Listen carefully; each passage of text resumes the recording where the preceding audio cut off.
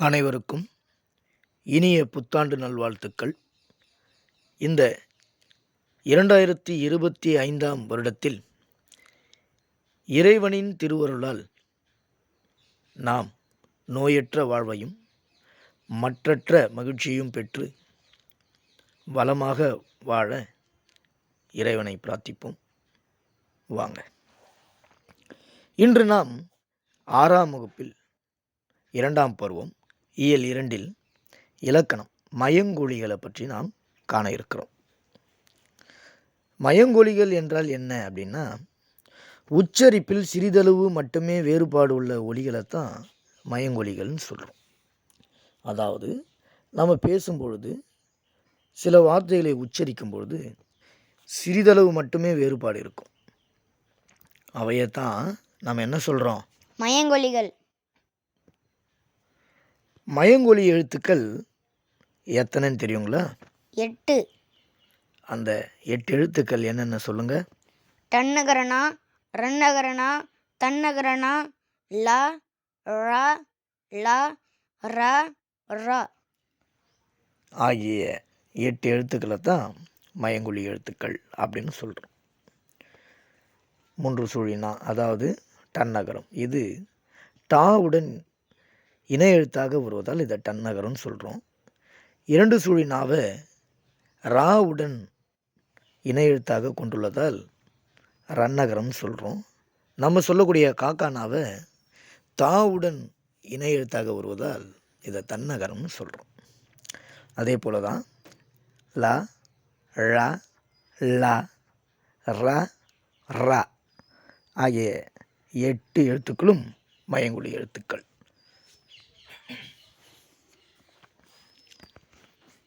வாங்க, 3 சுழி நா பாருங்க.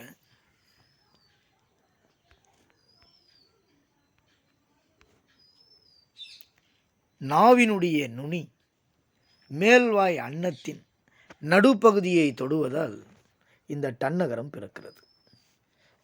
முதல் படத்தில் இருப்பதை நல்லா பார்த்தீங்கன்னா உங்களுக்கு தெளிவாக புரியும். 2 சுழினா நாவின் நுனி மேல்வாயுடைய அன்னத்தின் முன்பகுதியை தொடுவதால் ரன்னகரம் பிறக்கிறது. 2வது படத்தை பாருங்கள். முதல் படத்துக்கும் 2வது படத்துக்கும் உள்ள வேறுபாடு உங்களுக்கு படத்தின் மூலியமாக நன்றாக விளங்கும். அடுத்ததாக தன்னகரம் பாருங்கள். இந்த நாவின் நுனி மேல்வாய் பல்லின் அடிப்பகுதியை தொடுவதால் நகரம் பிறக்கிறது. அப்போ 3 சுழினா மேல்வாய் அன்னத்தின் நடுப்பகுதியை போய் தொடுது. 2 சுழினா மேல்வாய் அன்னத்தின் முன்பகுதியை போய் தொடுகிறது. தன்னகரம் பார்த்தீங்கன்னா மேல்வாய் பல்லின் அடிப்பகுதியை போய் தொடுகிறது. பாருங்க, தகரத்தை அடுத்து வரும் நகரம் தன்னகரம் என்று சொல்கிறோம். தகரத்தை அடுத்து வரும் நகரம் தன்னகரம் என்று சொல்கிறோம். ரகரத்தை அடுத்து வரும் நகரம் ரன்னகரம் என்று அழைக்கப்படுகிறது. இங்கே ஒரு கட்டிடத்தில் தெரிந்து கொள்வோம் என்று இருக்கு. அதை பாருங்கள். சொற்களின் 3 சுழினா 2 சுழினா இடம் பெறும் வகை கொடுத்துருக்காங்க.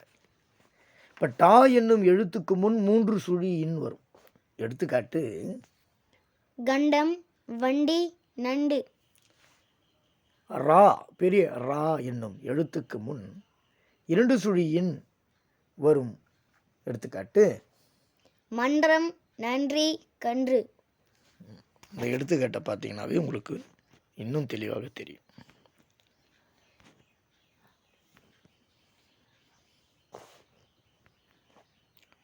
அப்போ தகரத்தை அடுத்து வரும் நகரம் தன்னகரம் என்றும், தகரத்தை அடுத்து வரும் நகரம் தன்னகரம் என்றும், ரகரத்தை அடுத்து வரும் நகரம் ரன்னகரம் என்றும் அழைக்கிறோம். பாருங்கள், சில எடுத்துக்காட்டுகள் கொடுத்துருக்காங்க. இந்த நகரம் வர வேண்டிய இடத்துல நகரம் சின்னனா வந்துருச்சுன்னா பொருள் மாறுபட்டு விடும். எடுத்துக்காட்டு பாருங்கள்.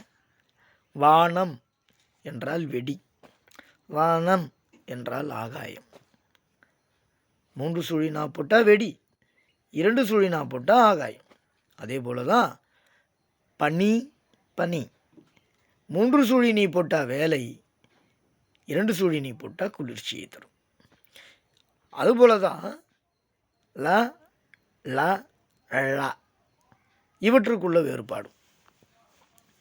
மேல் நோக்கி வளையக்கூடிய ல நாவின் 2 பக்கங்களும் தடித்து மேல் பற்களின் அடியை போய் தொடும். அதனால் லகரம் தோன்றும்.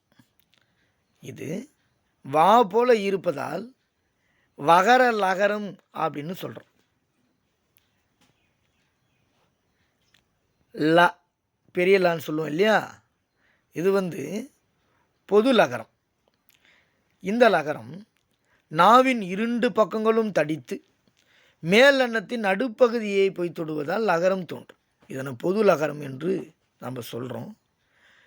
சிறிய அதாவது 2 சுழி நா போல இருப்பதால் நகர லகரம் என்று சொல்லுவாங்க. அடுத்ததாக ழா பாருங்கள். தமிழுக்கே சிறப்பானது இந்த ழ. இந்த நாவின் நுனி மேல் நோக்கி வளைந்து அப்படி போய் வருடும். எங்கே நம்ம இப்போ லா பார்த்தோம் இல்லையா, பெரிய லா, அந்த லா அன்னத்தின் நடுப்பகுதியை தொடுத்து பாருங்கள், அங்கே போய் இங்கே இந்த ழா வருடும். ஒரே இடத்துல தான் இந்த லாவும் ழாவும் தோன்றும். ழ நாவின் நுனி மேல் நோக்கி வளைந்து வருவதால் ழகரம் தோன்றுகிறது. லகரமும் ழகரமும் ஒரே இடத்தில்தான் ஒலிக்கப்படும். ழ தமிழுக்கே சிறப்பானது. எனவே தான் இந்த ழாவை சிறப்பு ழகரம் என்று அழைக்கிறோம். இந்த ழ மா போல இருப்பதால் மகர ழகரம் என்று கூறுவது இலக்கண மரபு. பொருள் வேறுபாடை பற்றி பார்ப்போம். விலை அப்படி என்றால் பொருளின் மதிப்பு. விலை உண்டாக்குதல். விழை விருப்பம். இலை செடியின் இலை. இலை மெலிந்து போதல். இழை நூல் இழை. நல்லா உற்று உச்சரித்து பார்த்தீர்களா, உங்களுக்கு வேறுபாடு நன்றாக தெரியும். அடுத்ததா ரா ரா. நம்ம என்ன சொல்லுவோம், சின்ன ரா பெரிய ரா என்று சொல்லுவோம். சின்ன ரான்னு சொல்லக்கூடிய ராவை பாருங்கள். நாவின் நுனி மேல் அன்னத்தின் முதல் பகுதியை தொட்டு வருவதால் ரகரம் தோன்றுகிறது. இது இடையின எழுத்து என்பதால் இடையின ரகரம் அப்படின்னு சொல்கிறோம். அதே நம்ம பெரிய ரான்னு சொல்கிறோம் இல்லையா, அது நாவின் நுனி மேல் அன்னத்தின் மையை பகுதியை போய் உரசுகிறது. ஆகையினால் ரா தோன்றுகிறது. இது வல்லின எழுத்து என்பதால் வல்லின ரகரம் என்று சொல்லுகிறோம். பொருள் பாருங்கள். ஏரி நீர்நிலை. ஏரி மேலே ஏரி. கூரை வீட்டின் கூரை. கூரை புடவை. அடுத்ததா சரியான விடையை பற்றி பார்ப்போம். சிரம் என்பது தலை. மேல் நோக்குள்ள. சிறியலை. இலைக்கு வேறு பெயர் தழை. இலைக்கு வேறு பெயர் தழை. ழா வரணும். வண்டி இழுப்பது. வண்டி இழுப்பது காலை. பெரியலை. கடலுக்கு வேறு பெயர் பறவை. சின்னரா. பறவை வானில் பறந்தது. பெரியரா. கதவை மெல்ல திறந்தான். பெரியரா. பூ மனம் வீசும். 3 சுழி நா. தன்னகரனா. புலியின் கண் சிவந்து காணப்படும். கண் 3 சுழியின். குழந்தைகள் பந்து விளையாடினர். பந்து இந்து. வீட்டு வாசலில் கோலம் போட்டனர். சின்னலா. அடுத்ததா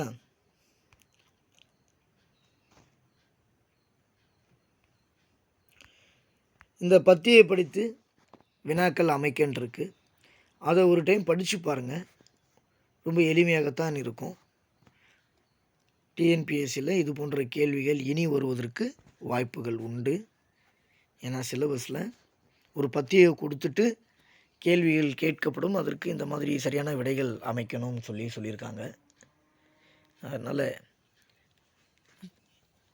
ஒரு டைம் படித்து கொள்ளுங்க. சரியான தொடர் எது என்று கண்டறியலாம். மாறி மாறி கொடுத்துருப்பாங்க, அதை நம்ம சரியான முறையில் வரிசைப்படுத்தணும். கதிரவன் மறையும் காலையில் உதித்து மாலையில்.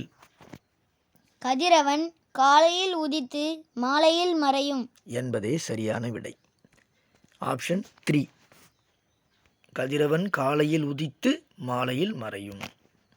அடுத்ததா நாம் கலைச்சொல் அறிவோம் என்ற டாபிக்கு போகலாம். கலைச்சொல் அறிவோம் வாங்க. வெல்கம், நல்வரவு, ஸ்கல்ப்சர்ஸ், சிற்பங்கள், சிப்ஸ், சில்லுகள், ரெடிமேட் ட்ரெஸ், ஆயுத்த ஆடை, மேக்கப், ஒப்பனை, டிஃபன், சிற்றுண்டி, நல்வரவு, வெல்கம், சிற்பங்கள், ஸ்கல்ப்சர்ஸ், சில்லுகள், சிப்ஸ், ஆயுத்த ஆடை, ரெடிமேட் ட்ரெஸ், ஒப்பனை, மேக்கப், சிற்றுண்டி. டிஃபன். நன்றி. நீங்கள் இதுபோல் வீடியோ வேணும் அப்படின்னு நினச்சிங்கன்னா, முதல் முறையாக நம்ம சேனலை பார்க்குறீங்கன்னா மறக்காமல் சப்ஸ்கிரைப் பண்ணிடுங்க. அப்படியே கூடவும் பெல் பட்டனையும் கிளிக் பண்ணுங்க. பிடிச்சிருந்தா லைக் பண்ணுங்க, ஷேர் பண்ணுங்க, கமெண்ட் பண்ணுங்க. நன்றி. அடுத்த டாபிக் நம்ம திருக்குறளை பற்றி பல தகவல்களை அறிந்து கொள்ளலாம். வணக்கம்.